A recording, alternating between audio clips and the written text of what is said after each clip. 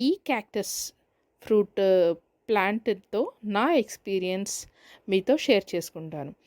2022 ఇయర్‌లో రెయినీ సీజన్‌లో మా అమ్మ వాళ్ళ ఇంటి నుండి ఈ ప్రిక్లీ పియర్స్ అనే క్యాక్టస్ జాతి మొక్కను తెచ్చానండి. దీని పండుని కూడా తింటారు అని తెలిసి ఇది కూడా పెంచి టేస్ట్ చేద్దాము ఆ ఫ్రూట్‌ని అని తెచ్చాను.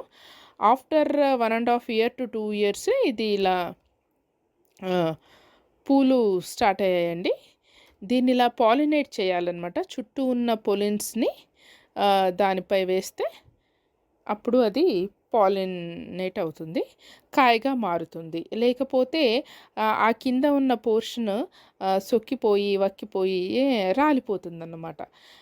ఇలా చేసైతే ఉంచాను. చాలా వరకి చాలా ఫ్రూట్స్ వచ్చాయి. కానీ ఇంకా అవి పక్వ దశకి ఇంకా రాలేదన్నమాట.